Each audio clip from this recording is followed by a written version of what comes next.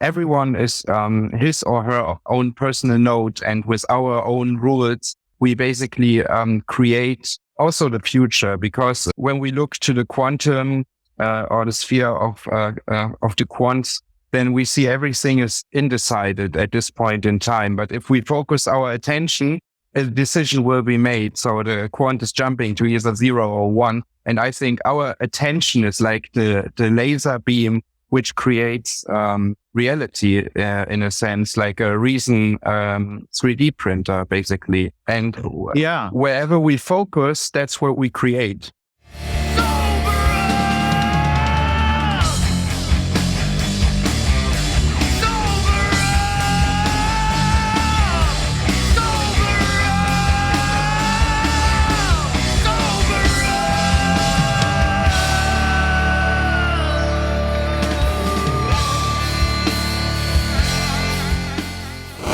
Welcome back to the Freedom Footprint Show, a Bitcoin philosophy show with Knut Svanholm and me, Luke the Pseudofin.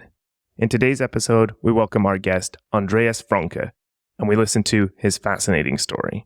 Andreas is a paramedic, therapist, hypnotherapist, and founder of Pleb Coach, a service that provides counseling and support on the topics of Bitcoin, sustainability, and digitization.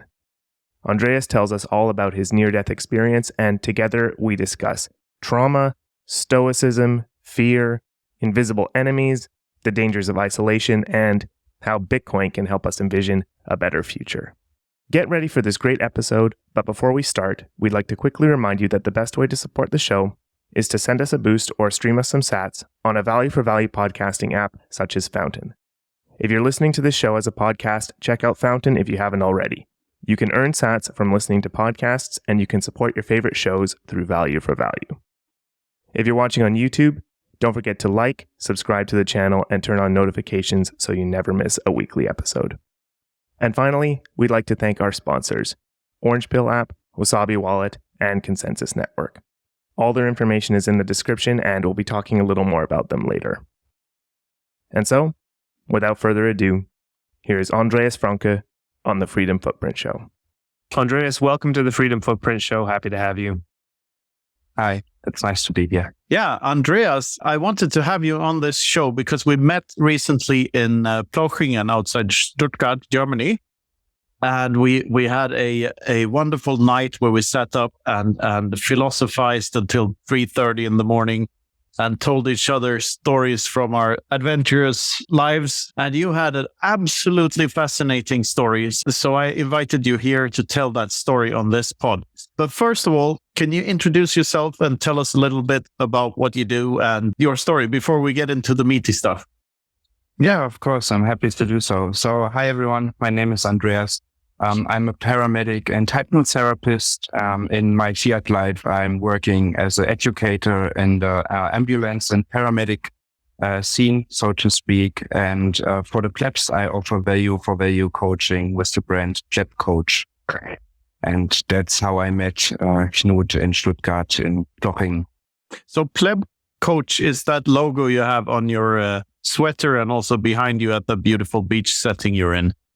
Yes, that's right. A bit about the Plochingen event. This was at the Hotel Princess, a great hotel, the world's first, but certainly not last, Bitcoin hotel with a lot of Bitcoin art and Bitcoin ATM and Bitcoin stuff everywhere. Bitcoin books in every room, including Seyfedin's book in German and my books in English. You get either one or the other if you check into that hotel. So I highly recommend the Hotel Princess in Plochingen, of course. And we were there. This was a 3 or even 4 day event where we stayed at the hotel and had a conference. And I was so impressed by the Germans, how you let the conference just go on and on and on. So like there were talks till like 11 or 12 at night. I'm not used to that. Conferences usually stop at 8, but you just plowed on and on and on. And it was great fun listening to the talks that I actually understood, which were maybe 5% of them. But anyway, I was there with Prince Philip and did a panel with him and a couple of other stuff. I played Who Wants to Be a Satoshi Millionaire and was signing books and so on. Then we had this story session at night, and you told me an absolutely fascinating story from a point in your life. And could you please tell that story again? Because I'm eager to hear it slightly more sober than last time. Yeah, and I will tell it slightly more sober than last time as well. Yeah, of course. So we were sitting together and talking about events that actually challenged our worldview, as far as I remember. Yeah, something like that. I had stories about almost dying and almost getting shipwrecked on the Atlantic Ocean and stuff like that. But your story won the grand prize. Well, yeah, if there's a prize to win. So basically, I told the story when I was stabbed by my closest friend at that time. So it was a near-death experience for me, because I was stabbed in the neck, and we were just talking about how the situation basically evolved and my kind of framing on the situation, because basically I didn't realize that I was stabbed, but when I realized it, I was like, oh, the first thought was, damn, I wish I would have lived longer. That was the first thought. And the second thought was, if I survive this, and at this point in time, I didn't know whether I'm going to survive it or not. If I survive this, then I will be better off afterwards than before. So that was kind of my framing, which brought me through this situation, and which in my worldview also helps me to deal with the issue in a better and more relaxed way than I would probably do otherwise. For instance, when I woke up in the hospital, there was a nurse, and she was asking me how the whole story evolved. And I told her that I got stabbed out of the blue in the throat. And she was like, oh my God, you must be traumatized by now. And I looked at her and I said, hey, look, if there's a trauma, it's gonna stay right here under the bed in the hospital, and I'm not gonna take this trauma. I will not accept it, but I will leave it in the hospital, and I will leave without the trauma. And if you want, you can take it home. And she was looking to me. She was really shocked by what I was saying, but I was honest and sincere, because that's my worldview, basically. That's such a stoic and based response. You can take your trauma and shove it. But give us a bit of a background to how did your best friend come to stab you in the throat? It's not something that happens to everyone. Yeah, which is a good thing, basically. Yeah. So what I didn't know that he was in a psychosis by that time, and I didn't realize it either, because I was busy with setting my own world straight. And basically I was at that time thinking about Bitcoin very, very much, because I've been orange pilled just a few days earlier. And therefore, in my worldview, I was focused on myself and didn't realize what's going on with him. And yeah, at some point, he couldn't decide what's real and what's not anymore. I mean, that's typically for psychosis. And he thought I'm looking to harm him, and therefore he took preemptive measures and tried that I cannot harm him, basically. And that was the stabbing, which lasted for 3 to 4 seconds. And I'm lucky that it didn't last longer, because if he would have attacked longer or stabbed even more, then probably I wouldn't be talking to both of you now.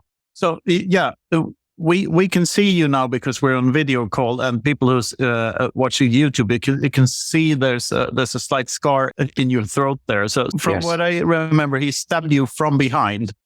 Yeah, that's correct. And how did you manage to tackle him off or make him stop?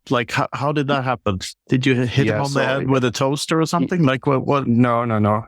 He grabbed me from behind and stabbed me, and fortunately he missed the artery in the throat by 2 millimeters. That's what the doctor in the hospital told me afterwards. He came to us, and my parents were there already, and he was like, "Oh, you were the lucky guy from last night, because the knife really missed your artery by 2 millimeters, and if you would have hit the artery, there's no chance for me to survive this. But since the artery wasn't hit, I was just able to push him off and run away basically from that situation. And he was not running after me or something like that. He was just so confused. He was busy with himself, but I could then call an ambulance for myself and get out of this situation, basically. Okay, so he was still in this psychosis state, and you didn't feel like a need to incapacitate. I guess you're not thinking straight. Maybe after just being stabbed, your priorities become different, I guess. But you managed to call the ambulance yourself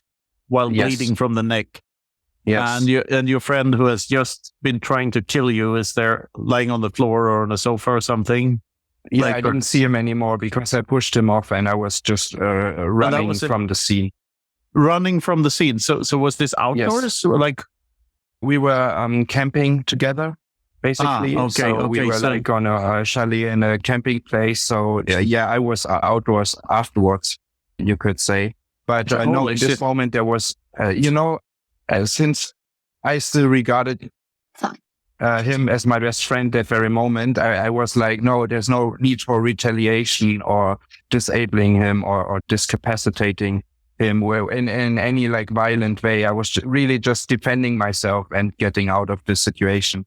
And I'm happy about it because, I mean, we could have started stabbing each other, but then probably both of us wouldn't have survived. So I'm just happy how everything went. Holy shit! But this story gets me every time. But like, and how much do you think like you being able to focus like that and to take control of the situation? Yes. How much do you think that had to do with your previous experience as an ambulance guy? Like, because you're this paramedics expert already, sort of. How was that the reason that you survived? Do you think?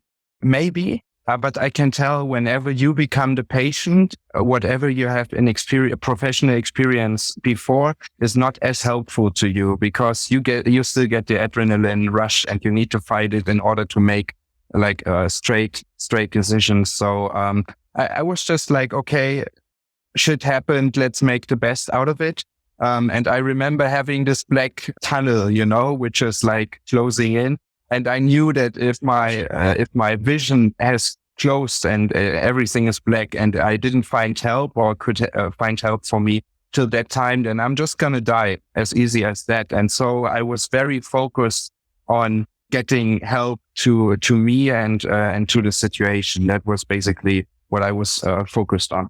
And were you still conscious when the ambulance arrived? Yes. So actually I was conscious till the operating table because I told myself to stay conscious like for every price, just in order to enable communication with the guy in the operation room, basically. All right. Did it this is the stupidest question ever, but go for it. Did it hurt? No, actually not. Till the ambulance arrived, I had enough adrenaline in my body, so I didn't feel anything. And when I was in the ambulance, from there, the treatment was really, really good. And I have to say thanks to the people. They did a great job. So I was given every drug and painkiller that I needed. So I don't remember having any pain other than in the hospital, like afterwards when it starts to heal. Again, actually, I even took a selfie in the ambulance car. I took a selfie with my phone because I thought, okay, I'm hurt now and I probably look really bad, but it won't matter. Like I reach the operation room or not, but I can take this picture. It won't change a thing. So you have your arm stretched out and your other hand like on your neck and there's blood everywhere and you're smiling to the camera. The hand was down because I had the IV in the left arm, but yes, I took the camera and took it. So. Do you remember waking up after the operation? The reason I ask is because I had my appendix removed about a year back, a little more. And I distinctly remember waking up alone in the room in the hospital and not being able to do anything but the bed up and down with a little switch. So I think that's the only thing I could do. I had to wait for a whole bunch of hours before someone came in. Well, what was your experience? So mine was better. I woke up and there was a nurse with me in the room, basically, when I woke up. And when I woke up first time, I didn't really wake up. It was like, everything is still like a bit cloudy and I don't know where I am. But like maybe 2 hours later, I realized, okay, I'm in the hospital now. I was pretty happy actually to wake up and be like, oh, I might have survived this event. So that was really a good feeling. Yeah, and then I looked down and I figured that they placed a catheter basically for me. So probably you know what it is. It's, so yeah, you don't to help have you pee manually. Yeah. And there I was a bit upset because in the operation room I told them I don't want this, and they did it anyway. So they were lying to me the night before because I was refusing to be unconscious before a nurse was promising me I will get no catheter, but I got it anyway when I was unconscious. So you had to have the experience of having that thing pulled out. Which it was not as bad as expected. Not as bad as being stabbed in the throat, but everything is relative, you know. It's like, yeah. I can imagine like, oh, we want to put this thing in your dick. Well, I got stabbed in the throat, not in the dick. Like, can you say dick on YouTube? I was referring to Richard. Yes. Anyway, what an experience, and you haven't felt traumatized in any way afterwards. Yes, I have felt very traumatized in a way that I'm not sure whether I'm going to survive it. But if you talk about psychological trauma, I mean, in the situation, I was like, okay, this is bad. This is really bad. And I'm not sure how this will evolve. But afterwards, I just refused to accept the traumatization because the physical trauma in my throat already started healing and was treated by a really good surgeon, so that everything was fine and I still had my voice. Actually, this is something I'm really grateful for because I could have lost my voice or my ability to speak as I do, and language is so important for me and the things I like to do in life with coaching and hypnosis and all that kind of stuff. So I was really just feeling lucky to be alive, and I refused because you see, if I would have accepted the trauma, then like I would be traumatized by now. And actually nobody in the world could help me because I would have accepted to have a trauma. And I just refused to do so because otherwise I couldn't be with people. I couldn't sit in crowded rooms and I could not accept people which I cannot see like behind me, you know? So do you think there's a risk that this will happen a couple of years down the line, that you at one point you'll wake up in the middle of the night and all of a sudden the trauma has a lag to it?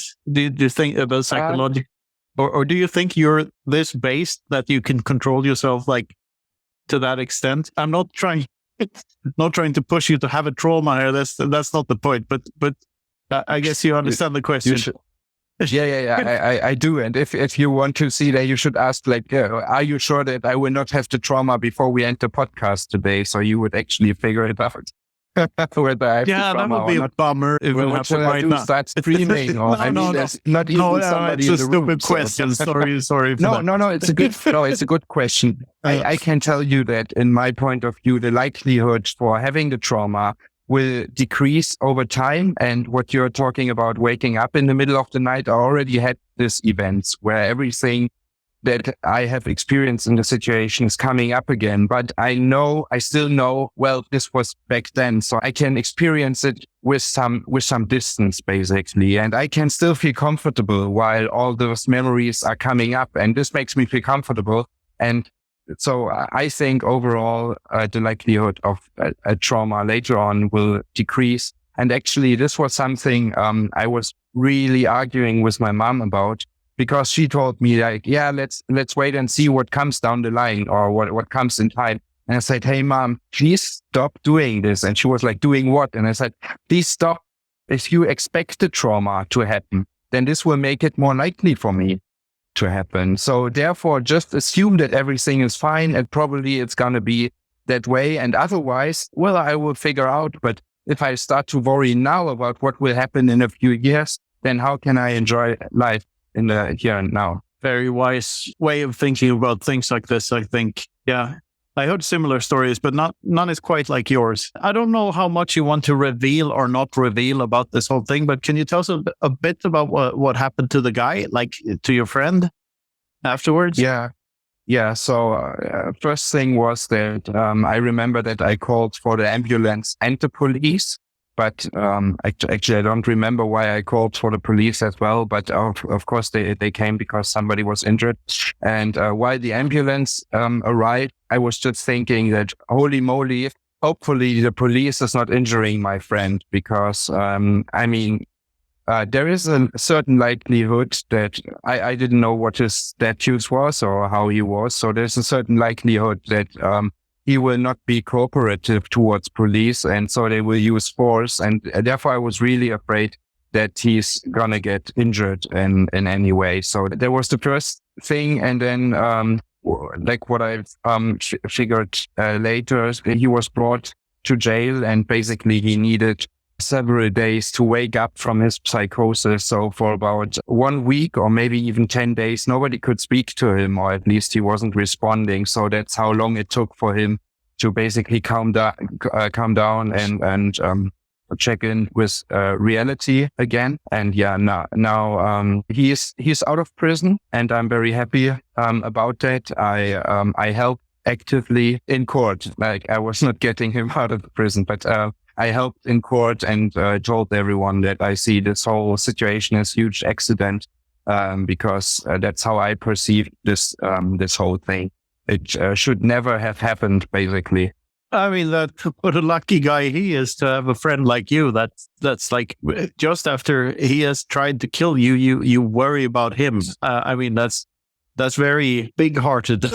Like, what do you call? What's the word I'm looking for, Luke? Is there a word for that? I think compassionate sounded pretty good. Yeah, compassionate, sure. Yes. Yeah, I mean, it's kind of surreal that this whole thing happens, and then it seems like you weren't really wanting consequences, or like the worst consequences or something, right? Yeah. Yeah. So what I wanted is, that's also how I work when I'm in the ambulance. So the situation has happened, and there's nothing I can do about the situation, but I can do so much about the outcome of where to go from there. Yeah. And I didn't want to make the situation worse. And I know that if also right now, if I would knew he's still in jail, that would make me feel worse. Instead of, now I know he has the chance to get his life back and to do whatever he pleases. And that's what I want for every human being, basically. That's wonderful. This story reminds me of Stoicism and the philosophy of Stoicism, and how the only thing you can really do in life is you only have this moment. At each and every moment, you only have this moment, and you can focus on one thing or another. And it's neurologically, it's unclear whether even that is true. Like, you can't control what thoughts come into your brain. But I believe that there is such a thing as free will, since we have no choice but to have it. And by that, I mean, you can, to some extent, choose what to focus on in each and every moment. And those choices are what matters. Those choices will echo in the future. And that's the most important thing.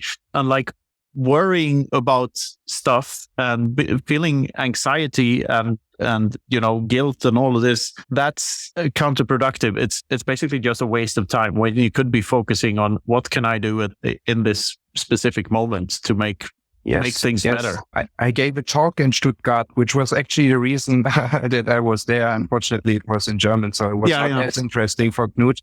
Yeah, give us the TLDR.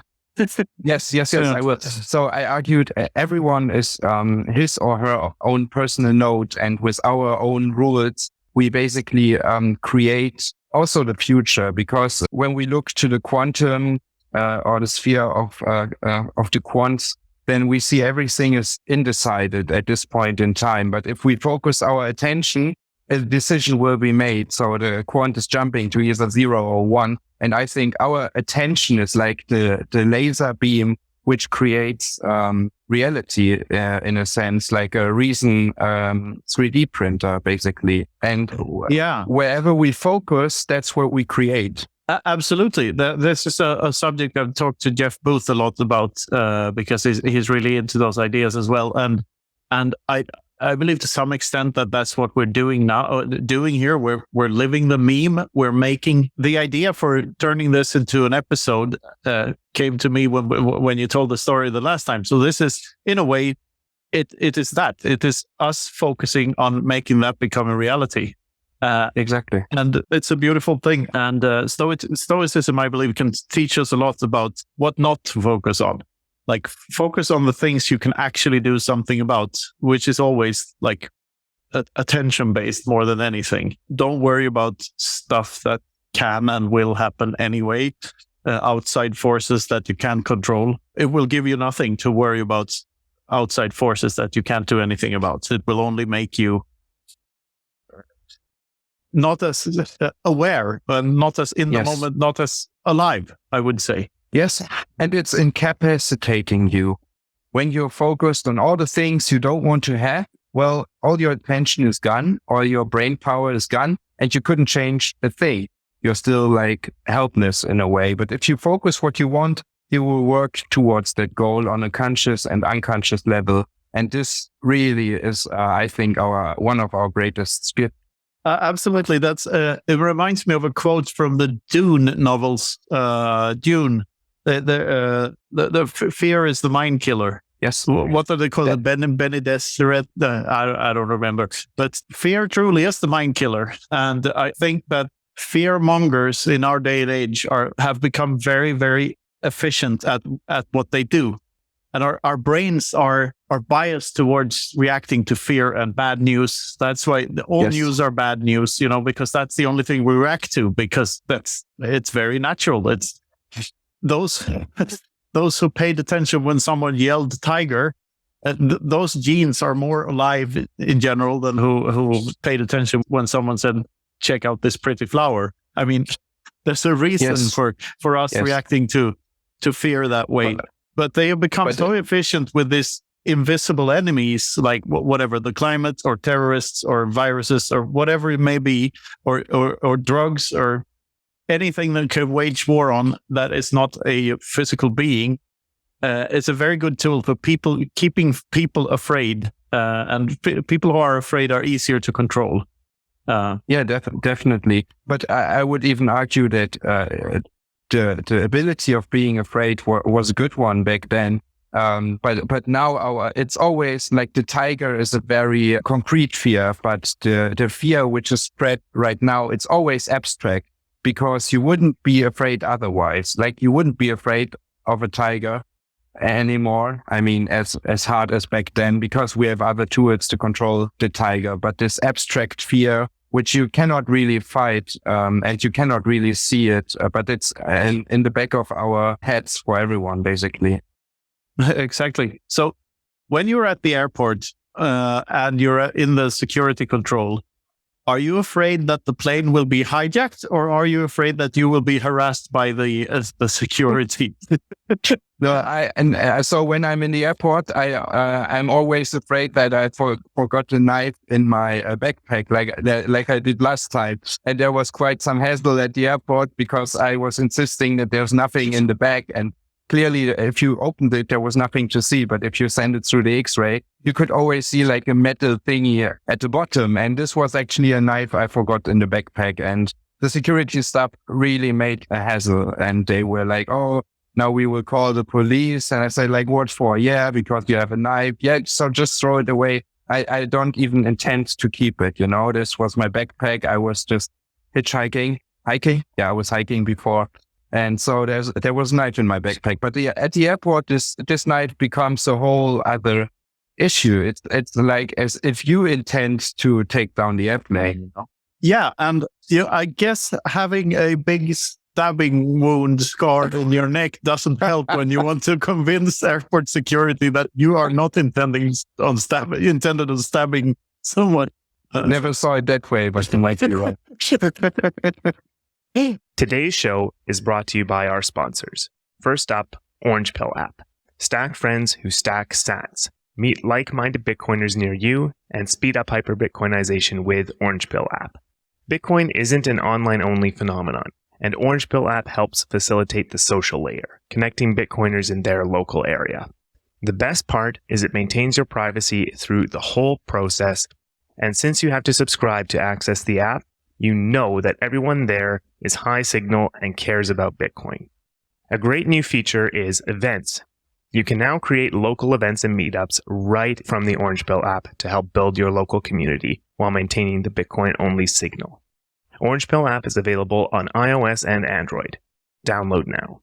Next up, Wasabi Wallet, an open-source, non-custodial desktop Bitcoin wallet that is trustless, easy to use, and affordable. It has CoinJoin built in to facilitate your privacy.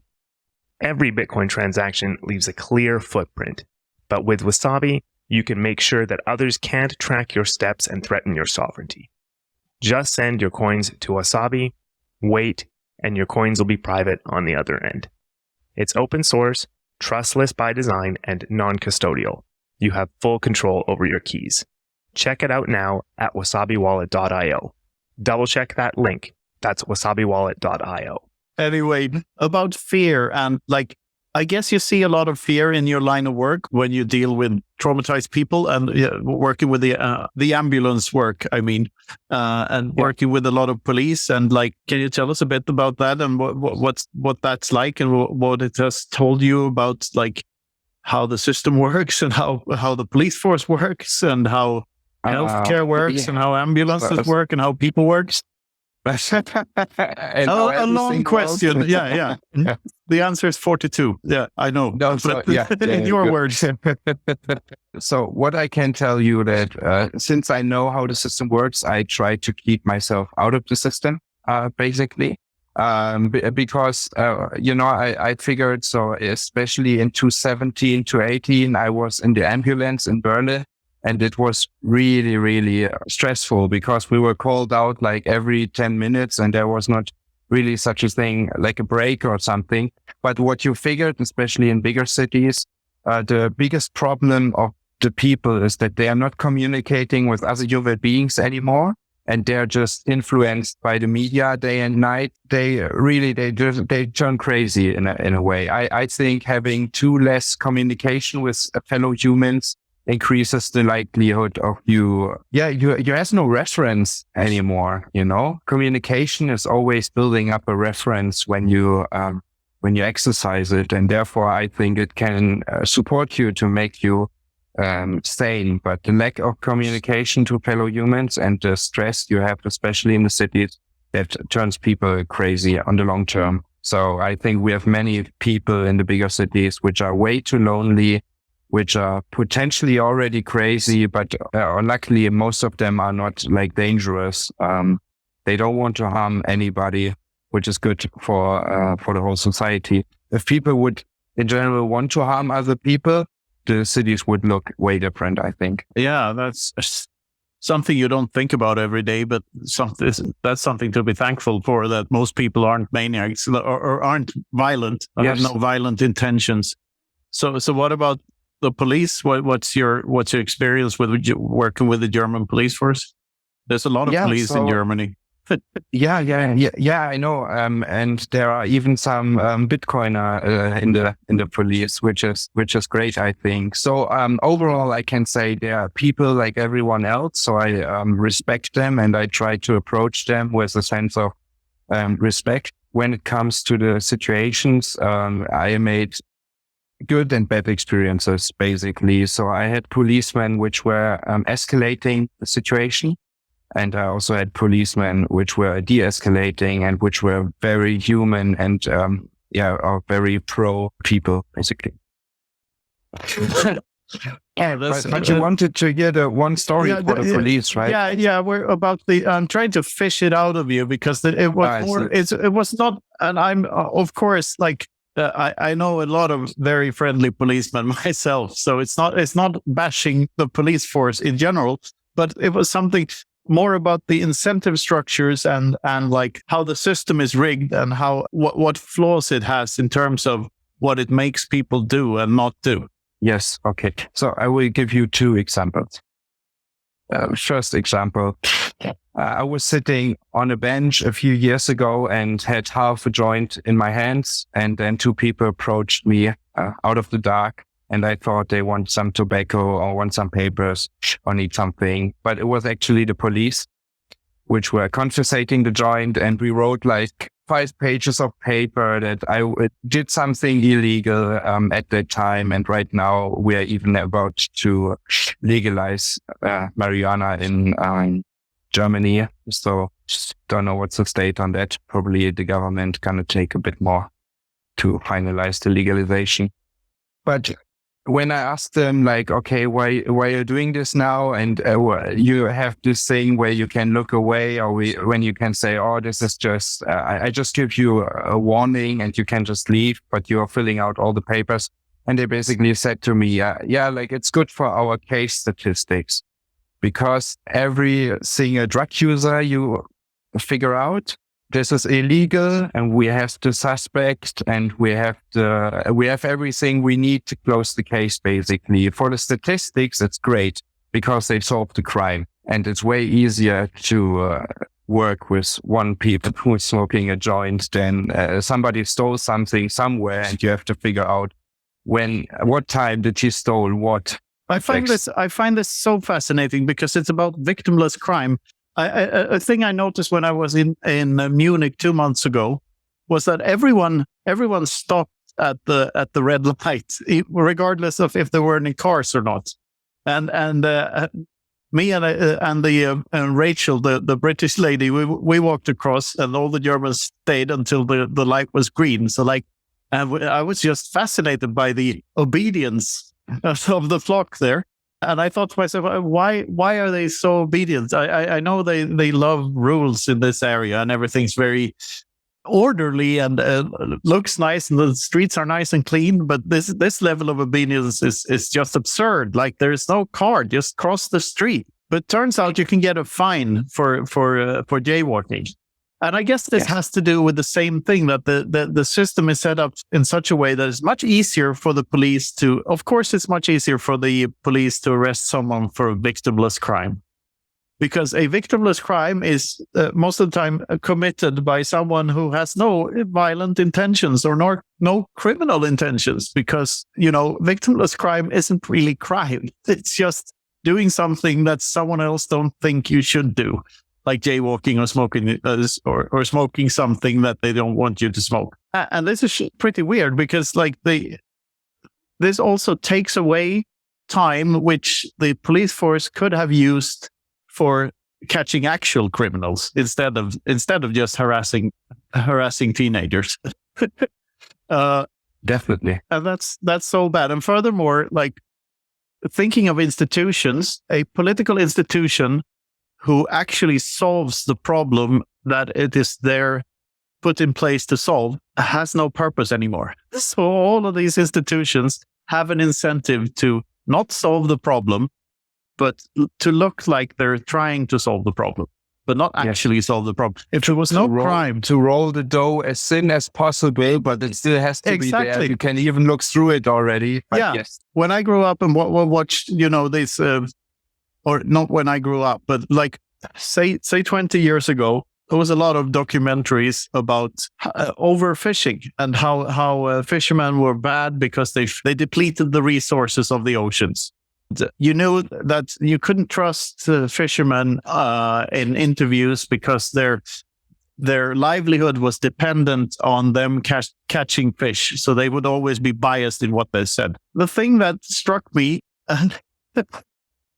was that the marine biologists who warned about, overfishing and the fishermen being bad were just as biased. They needed there to be a problem for their livelihood. Like their livelihood was dependent on there being a problem in the ocean. Otherwise, why do you need a marine biologist? And this is just one example. It's a pretty stupid example, I know, but there's always two sides to that coin. So always follow the money and see where the incentives are. Why people? Because it's always tightly connected to why people act the way they do. With cannabis, for instance, I think it's so ridiculous because right now the rules are so different depending on where you are in the world. Like my brother told me a story about when he flew to Bali, and they announced on the plane that if you have any drugs in your luggage, it's punishable by death. Like, what is that? And at the same time, you have these free zones where you can do whatever you want, basically. And like, I guess in Berlin, no one gives a shit. But the rules are so different in Europe also. Like some zones are extremely harsh on drug users while others aren't. And it's just so bizarre to me that different rules should apply to different people, but just depending on wherever you happen to be born. I think that's, yes, and yeah. And this gets even crazier if you think of there is a border, and like by moving 1 meter, I'm on this side of the border, I do an illegal activity. Now I took one step, and now all of a sudden, because there's a border, now everything I do in that regard is legal. So this concept is so funny, actually. It is, and the more you study praxeology, which my latest book happens to be about, the more you realize these things, and that the more you travel around the world, the more you see borders for what they really are, and it's just an imaginary line that it's only there to represent the evil intents of some of your ancestors, and not who took stuff from your other ancestors. That's what they are. They're a remnant of some war from history. And when you really think about it, since a human right can only be a right if it does not infringe on any other person's right. So you can't have a right to housing, because that means you will have to violate someone else's right in order to get that person to build a home for you. Well, that depends on whether you have the right to build a home or the right for housing, and that means somebody else has to build it for you. Yeah, but the houses don't just pop out of nowhere. Someone has to build them.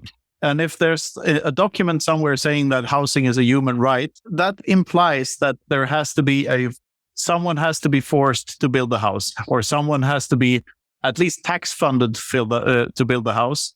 Which is, at the end of the line, if someone refuses to pay the taxes, there will be policemen there and throwing them in jail. So I think like the only real human right is the right to be left alone. If you want every interaction between human beings to be consensual and peaceful and have no trace of violence whatsoever, that's the only right you can actually logically prove that it should be a human right.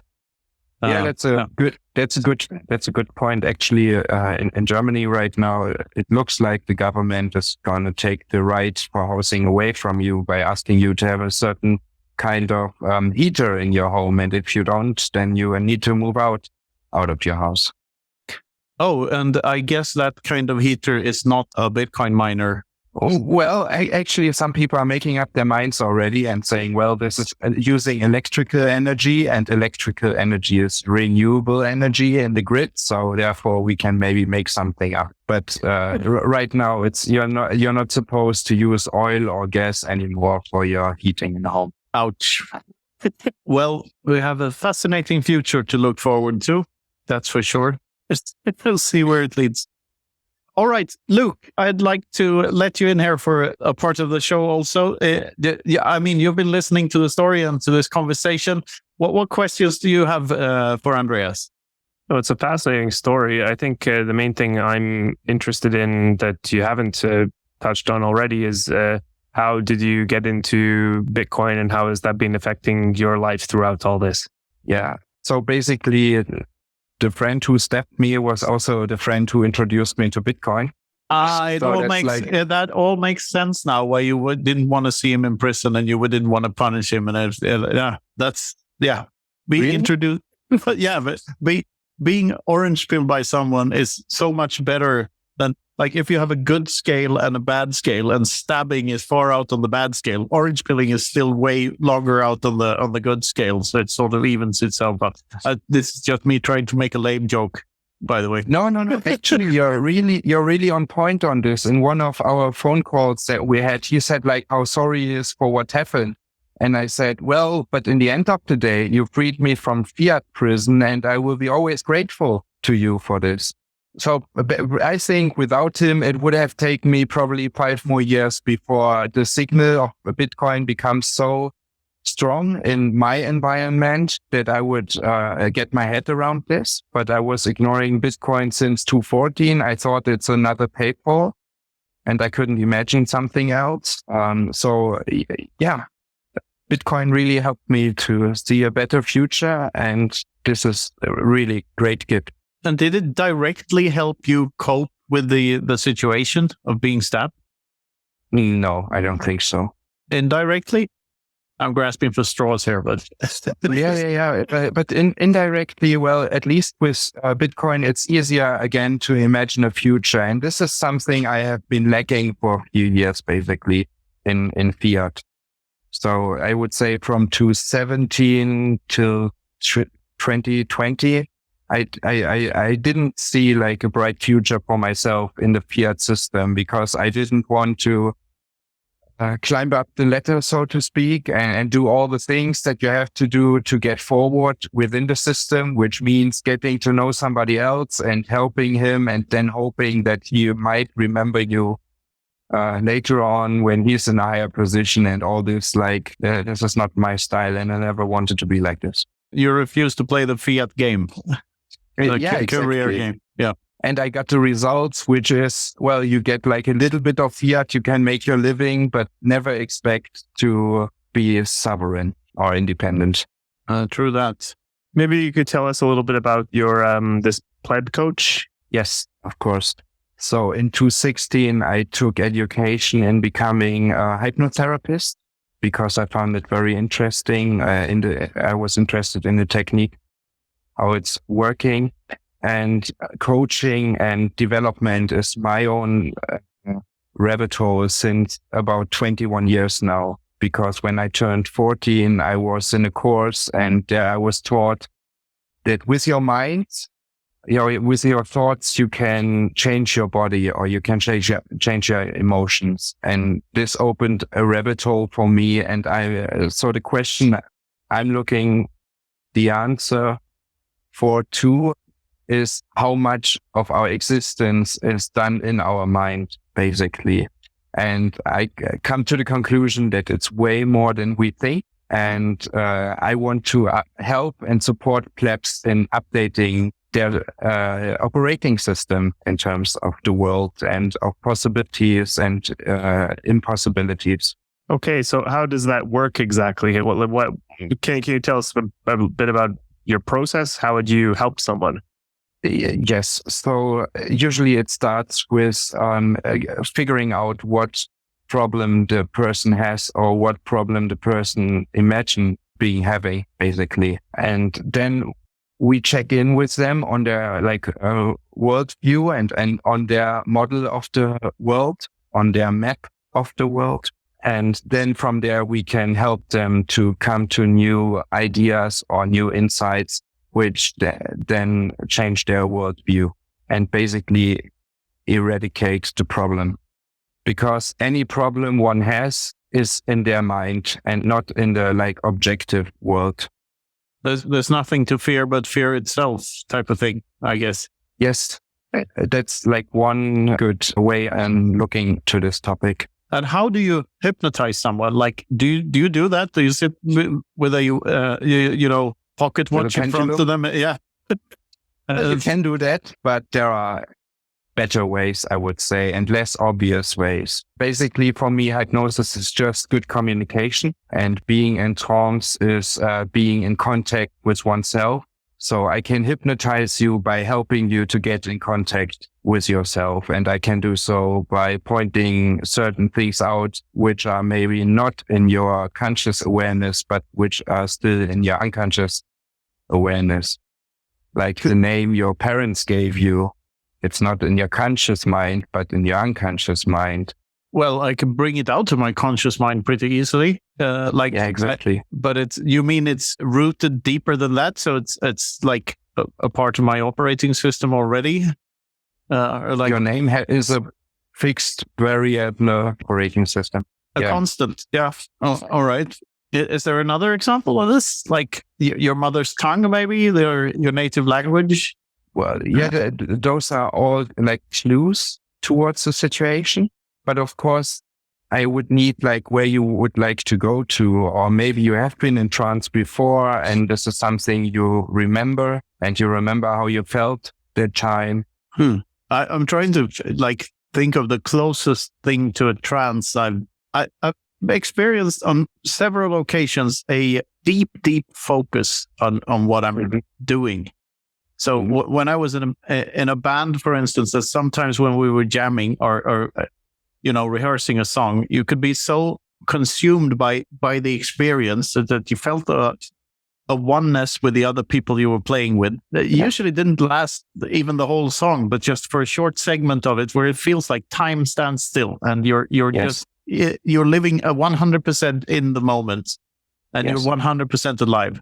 And something similar to that in my writing process. Of course, writing something, there's no adrenaline or anything going on there, so it's kind of hard to compare that to a situation where more stuff is going on, and where you have to be fully focused.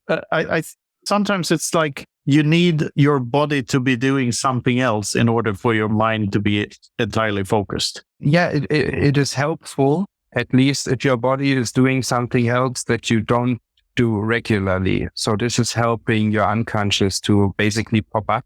We had this in the talk in Stuttgart. There was a guy saying, I have the best ideas in the shower.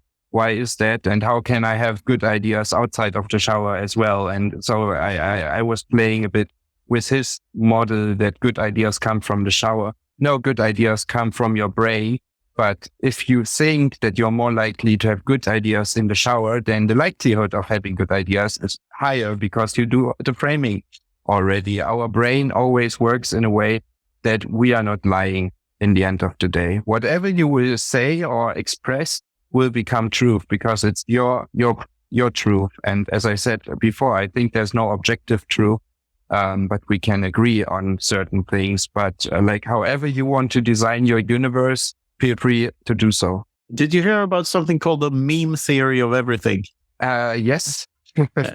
This is if we were going to go deep loading here, this is like a theory of consciousness creating reality to the extent in which, like, this theory, this is me trying to paraphrase it, so it's not, might not be 100% accurate, but from my understanding, it's reality is where our memes collide.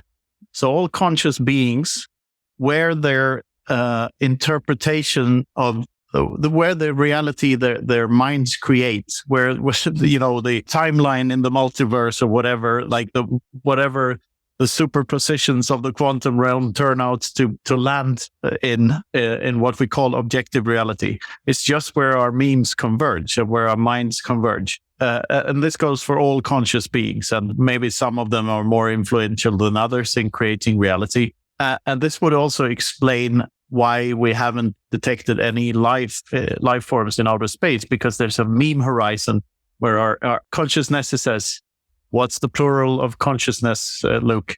Consciousnesses? Consciousnesses, sure. Consciousnesses, where they...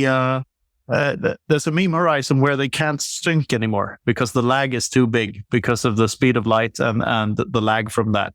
So that would explain why we haven't seen conscious life in outer space. So finding an extraterrestrial civilization and like a what's it called, a Dyson sphere around another star or something would debunk the theory instantly, and that would itself be a proof that there is such a thing as objective reality. So, like, what have you heard about this theory? It's something similar? No, I like the idea that everything, like, this is our meme world and everyone else is just living it. And I would even say, well, it's my meme world and everyone else is living in my meme world. And with the memes, I can share my world with some of the other meme users, But in the end of the day, so that's what I figured, at least for myself at this point in time. Maybe I'm saying exactly the opposite tomorrow, but it's that I create my universe in a very profound way, and ways that I don't even know beforehand. But with the right framing, and I think just like some positive vibes, the creation will be a better process than if I say like, oh, tomorrow is gonna be even shittier than today. Like, this is not being helpful or productive in my perspective. No, if you think that every day is getting worse, then each and every day is the worst day of your life, by definition. Exactly. But always worse than the day before as well. Yeah. So it doesn't matter how little it turns into a worse state, it's still the worst day of your life. Like, if that's your outlook on life. I think it's extremely powerful because you can feel it when you embrace, not doing what you don't want to do anymore, and you start embracing doing what you actually want to do. How empowering that is, and how much it changes your life by first changing your mind. So you become more focused and you can prioritize much better because you know what things you need to do first and what comes later. So, yes, it's a way of getting to know yourself better and thereby knowing reality better. Because after all, you yourself is the only tool you have for interpreting what reality is. Everything is filtered through you. And this is why I like the technique of trance so much, because with trance you can change the filters and you can change the underlying concepts that you have towards your world. So let's say a person is afraid of heights, and they will always think, next time I am getting into a situation where there is a possibility to be afraid of the height, I will use the first chance, The brain is looking already for, when I can kick off the bad feelings, or when can I kick off the stress, because this person has planned the stress in the future already. So I had a patient and I asked her, okay, now show to me, how are you afraid of heights? And she said, well, I cannot show it to you. And I said, well, but if you think about heights, then you must be afraid. And she's like, no, only when I'm in the situation. And I said, okay, but when do you know that you are in a situation to be afraid of heights? And at some point she figured that, it happens in her mind first, because it's not the objective situation in the outside. It's whenever the pattern she's looking for is matching her inner pattern, then she's afraid, and then the fear kicks in. But you can change that pattern. You can, or you can even postpone it. If somebody is afraid of heights, just offer them to be afraid 1 hour after the event instead of before. And this change in the time relation really breaks their problem, because now they wouldn't be afraid in the situation, and the fear would start 1 hour afterwards. But 1 hour afterwards, there's no reason for the fear anymore. So in the end of the day, you could live without the fear. Fascinating stuff. What are you afraid of, Luke? Yeah, interesting question. I haven't thought about it lately. Maybe standard stuff. I don't know. I don't love heights, I guess, but I don't know. Interesting question. Heights get scarier and scarier the older I get, I would say. Or they get more, I wouldn't say scarier, they get more uncomfortable, because your imagination gets better and you know what happens if you fall down. It's easier for you to imagine what will happen if you take a wrong step. Yeah, I even agree. So my respect for the height is also growing, but not my discomfort with being in an elevated or higher position. I think I used to be more afraid generally. I was raised pretty neurotic, and my mother's quite neurotic, and I think the thing I needed to do is I needed to get braver, and then this is another little bit of Jordan Peterson here, is that because he's done therapy in areas like this, I think, and it was that people don't become less afraid, they become more brave, and so it's like you overcome the fear as opposed to that the fear gets smaller. So it's not like the scary sting ever goes away, but you learn to overcome it. And I think hearing that and learning something like that was helpful, and now I take life a little bit braver, I think. Yeah, that's a good way of putting it, and that's probably true. I mean, I was always scared of my life being boring. There's a scene in this movie Papillon from the 70s where it's about this wrongfully accused person who's imprisoned on the Salvation Islands for half of his life. And after 20 years, he has an hallucination, and he crawls up to a jury in the desert who deems him guilty. And he says, but I'm not guilty. I was innocent all along. No, you're guilty of something much worse. You're guilty of wasting your life. That scene is so powerful to me. And when you realize that you only have one shot at this, that's when you start to change and start embracing stuff instead of being scared of it. I mean, everyone's afraid of making a change. What people should be afraid of is not making a change, just being stuck in their old patterns and just growing older and more resentful. As we talked about just before here, like that mentality that makes each and every day just worse and worse, it's not going to lead you anywhere. Exactly. But the nice thing about thoughts and ideas is that they can change within a second, within an instant. If you get the right input, then I know for certain if a person gets the right input, then this forces the person to change their mental model of the world.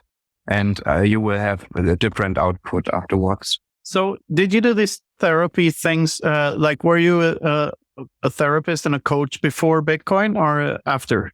Yes. No, before. Before. And do you think it helped you understand Bitcoin? Do you think it helped you in your rabbit hole journey?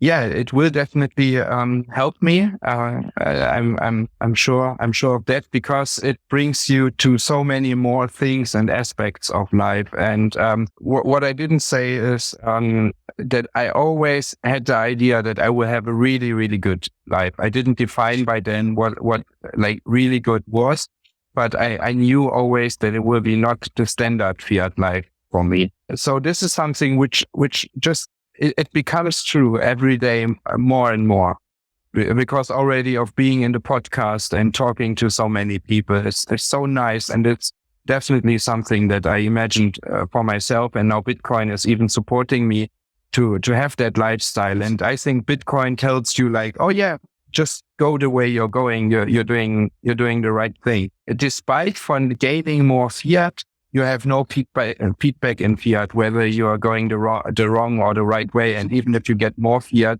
you could still be going a horribly wrong way. Yeah, I've been thinking about this, like this listen to your heart sort of thing. I'd say listen to your Bitcoin, like, because as I said in my talk in Stuttgart, that this whole you are your Bitcoin shtick that I do, like I've been regurgitating over and over on this pod and in other places. But the biggest message of that is like, if they're a part of you, they can influence you. Like your Bitcoins can influence your decisions, and you can listen to them. They can guide you. They can guide your decisions. You can really take them to heart in that sense. And as you say, it can make you feel more confident, because you have this, you know that your future is secured in terms of you having something that is tradable and that will be scarce forever. So it will forever be tradable. Maybe not that's always at the highest price, but at least there's that. And it gives you an anchor to something that just simply isn't there in fiat. And yes. that feeling can, is a voice you can listen to. And furthermore, like imagine whenever Bitcoin 10x's in purchasing power, that voice gets amplified 10x at the same time. So the voice gets louder. I was reading the tweet of yours. Yes. I tweeted something along this line. So this is one of the latest thoughts I had around this, that this, if you are your Bitcoins and your Bitcoins can communicate with you directly within your brain, then you can listen to them. And a rising purchasing power is just an amplifier of your Bitcoin's voice in your head. This little voice in your head that is your Bitcoin. Yeah, and also of your possibilities in the world, simply because you have the economic background to get yourself to a situation, or to have people to have people cooperate with you in a cool way, because you have the resources to ask them for their value and to ask them for their cooperation.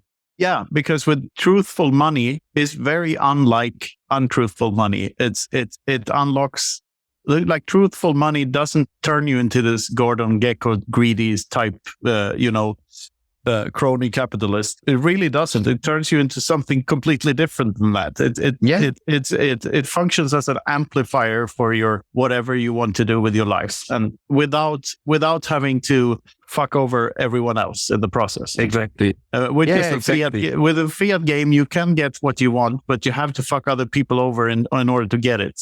Yeah. So and in a bad way as well. Like fucking people is not always bad, but you have fucked them over, you know. True that. Is this going to get censored, Luke? We've never had problems, and I think this conversation has been very good. Nothing that needs censoring. The show is also sponsored and produced by Consensus Network, the first Bitcoin-only publishing house. Consensus specializes in translations of Bitcoin books and also publishes original titles in English and many other languages. Check out bitcoinbook.shop or consensus.network to see everything Consensus has to offer. We're also always looking for new contributors, whether you have a book you want to publish, you want to help translate books into your native language, or you have some other way you want to get involved. So if you want to help spread the Bitcoin message, reach out to us by Twitter or email. Details are in the show notes. And finally, you can check out knutsvanholm.com for everything Knut, including some great Everything Divided by 21 Million merch and the Infinity Red limited edition wine. That's knutsvanholm.com for everything Knut. I hope you found it valuable. And Andreas, where can we find you online? Where do we find the Pleb Coach and all of this? Like, is your content mostly in German? Or? Yeah, so I speak English as well, as you might know by now. Really? No, you can find us on the domain pleb.coach, and you can find us on Noster and on Twitter. And I would just, or hopefully we can just put the links in the show notes. Excellent. And the Freedom Footprint show is on Noster as well. So make sure to follow us on Noster. We have a Noster, what do you call it, an account? I don't even know if it's called an account, but we have a Noster profile set up now. So you have a Noster public and private key pair. Yeah. Exactly. There's one final question I have for you, and it's about a permission. Do we have the permission to call this a killer episode? Yes. Yes, excellent. Yeah, we'll use that in our marketing. So. Yeah. Killer episode. Perfect. Thank you very much, Andreas. And lovely to have you on. And I hope to see you soon again. I will be going I'm going to Innsbruck. That's not really Germany, but maybe that's in your plans as well in September. It's the biggest German-speaking conference. So I think that's just the BTC 23 then, right? Yeah, it is. It is. Oh, yeah. So I right now I don't plan to go there, but there will be many events in the future, I guess. All right. And maybe if you want to experience hypnosis, just DM me, and then we can find some good thing for you. And you can hypnotize me via Zoom? Yeah, of course. All right. I'll DM you and we'll do a hypnotizing session. Yeah, that can be good as well. Actually, I hypnotized Chaka El Presidente in his podcast already. Oh, you did? Oh, yeah. We'll have to do that on the next one. It's a good reason to have you back, and you can hypnotize me live. I like that a lot. Yes, and I can start ranting about childhood traumas and stuff. Yeah. Just be sure to take him out of the hypnosis, Andreas. Or actually, maybe we won't notice the difference. Hard to. All right. Thank you very much. It was a pleasure. It was also a pleasure having the joke night with you, Knut. Yeah, absolutely. And looking forward to meet you in person one or the other day. Excellent. Take care, Andreas. See you next time. Yeah, you too. Bye-bye. Yeah. Thanks again. This has been the Freedom Footprint Show. Thanks for listening.